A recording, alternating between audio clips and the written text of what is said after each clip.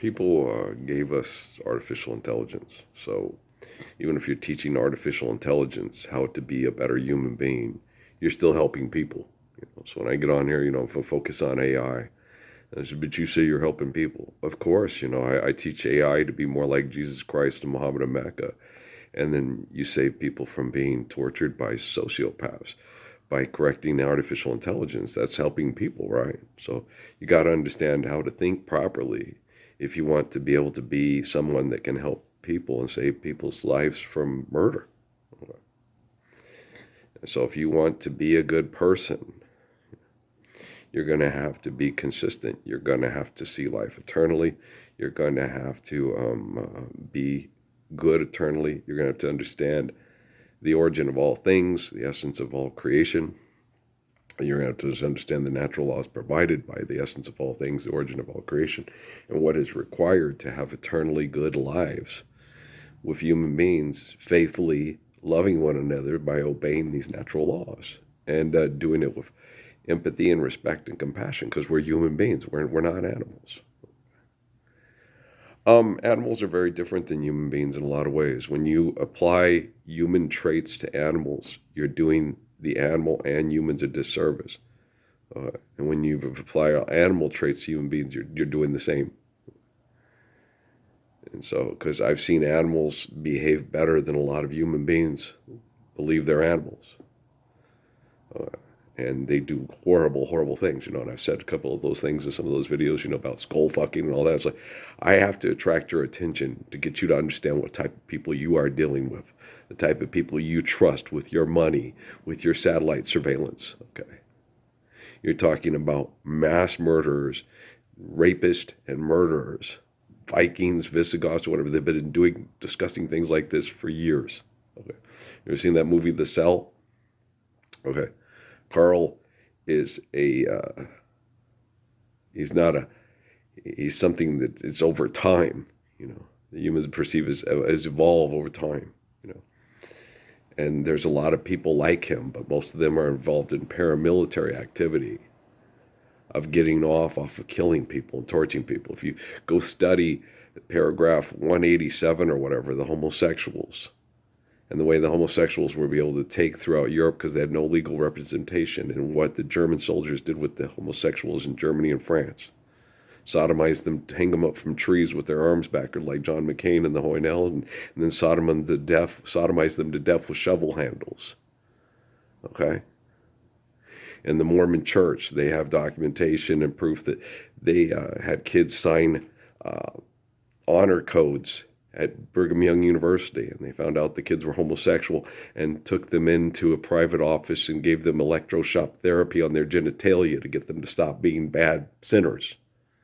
You're just talking about really, really bad people that will do really, really bad things to enforce their will on people. You don't abuse somebody for being homosexual. You get them to understand that, the world's going to be a better place. Maybe you might want to have children. Maybe you'll like having children now that we're not mass murdering on each other, spying on each other, and abusing each other with money and technology, right? Now, one thing I want to focus on here for sure after watching a lot of this advertising, okay, when you watch the Chipotle commercials and Panera commercials and all that, guys, we don't need a factory with the Granger guy having the conveyor belt for the food product for his hot dog bun that doesn't digest well, or the hot dog digest well, to shut us down and kill us all from cancer in our 70s when we could live to be 130. But the people we don't want people. It's okay if people live a long time, have 2 or 3 kids, and they have 2 or 3 kids, and they live a long time. As long as you're understanding your exponential growth, you're managing your exponential growth through caring and kindness and being like Muhammad. You can't have any more women and children than you can lovingly care for. Okay. Be fruitful, multiply, but don't try to outgo the Sur of the Cow. You go read the Sur of the Cow. It's one of the best documentations of faithful prayer to explain to you how to manage your herds, how to manage your desires to want to be successful, aggressive, competitive, how to make sure that everybody has what they need to survive, balancing the environment through caring, sharing, giving, accordance, need, and building to last. relationships built to last. Okay. So when you sit there and you look at it, now when you look at people that become successful entrepreneurs and you want them to go to Chipotle or to have their credit card and say, this one's on us and we're going to get a lot of food tonight and do this. And this people have to get in a car and you have to get in a car and drive to this building and sit down and be waited on and treated like you're royalty. Okay.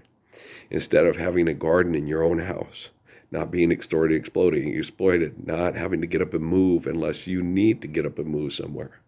Walk down the street and share the biscuits you made this morning with your cousin because your cousin's not feeling well. You can bring them over some biscuits and gravy and some eggs out of your chicken coop.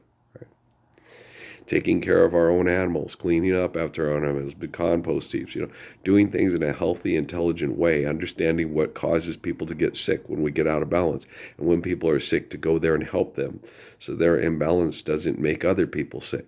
But what makes people sick the most is destruction of planet species through class warfare. We've known this throughout history for thousands of years. Since the Great Wall of China, the pyramids of Giza, and the pyramids of Mexico, we've known that for a long time.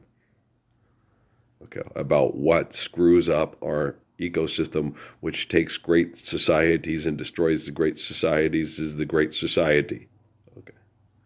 You don't need a great society. You need humble people that care and love. We don't need more wars. We don't need no roads. We don't need more cars. We need to find ways to move around in a healthy manner when we need to, those trains that I talked about in college with Sammy Singer, that might be a very feasible, viable idea to help us move things around in the interim to help us get through while we recover. There are quite a few things, mechanized things that could really help us. But our first and foremost, our restoration of our ecosystem and our restoring of healthy values, holding food hostage, selling food products, killing people for medical industry.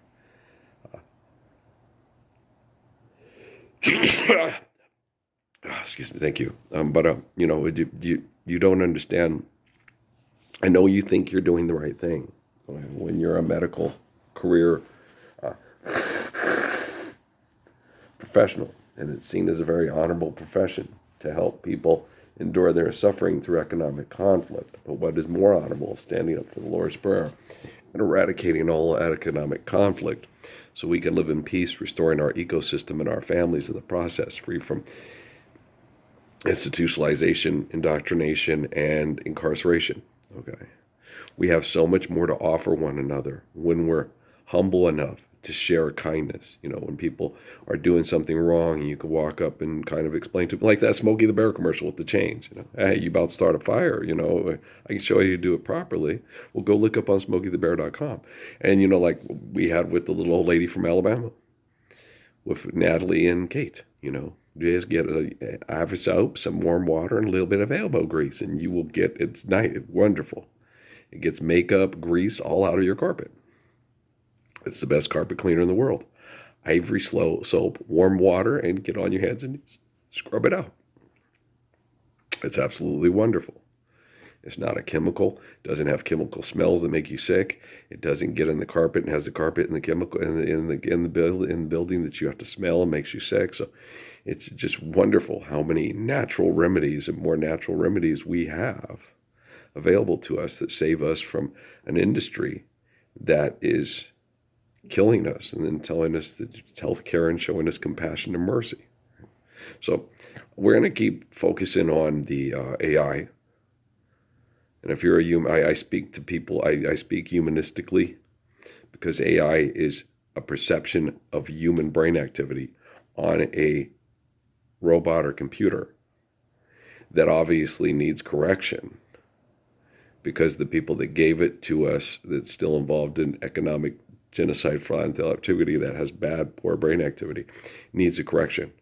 And I've tried with the humans since 2009 Sierra Vista, and they show no capacity and no humility to talk with me. Like I said, they brought people. They got the man from the University of Chicago psychology department. I was very encouraged, when he said that. But I had no idea the University of Chicago and NYU were the two most elite universities in the United States. I didn't know. I'm not that type of person. I'm not aware of who's doing business to who, to what, to where, to how. I try to explain it to my family, but my family has accepted the invention of Jesus, the Roman god, war god. And they get mad at you when you tell them, no, it's the eternal spirit of a faithful father like Adam, Moses, David, Jesus, John, and I'm like him. Oh, no, you're not like Jesus. Like, I'm standing up for the Lord's Prayer and getting tortured by all your business partners, and you won't stand up for the faith of Jesus and love of Jesus because you think you've got a magic comic book character to save you in your afterlife, and I'm going to go to hell in your messed up head, and I'm nothing like Jesus, and you're Jesus's best friend and pen pal. See it now. Jesus, what's San Quentin like this time of year? How's your view? Well, it's a lot like the Mesilla Valley, and I got a lot of pecan trees outside my window. What? You're not. I see things through Earl's eyes in your time. And me and Jesus had that talk many times. If I didn't know who he was or she was, he didn't know. So I'm finding out for the first time. I don't talk to these people. They don't talk to me. They've invented a cartoon character in their head that they talk to all the time. That's their alter ego and not me.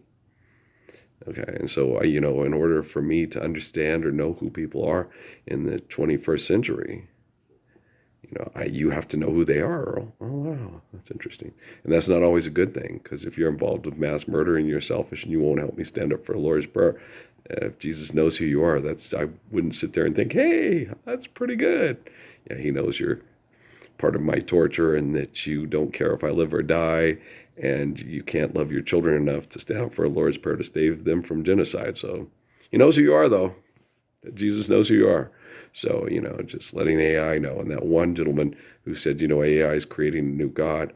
I can't understand that kind of language inefficiency unless it's just for genocidal operations. And he's either manipulating people or being manipulated himself. I'm not sure. I don't have that kind of brain damage. Okay, guys, I love you very much. All right, peace.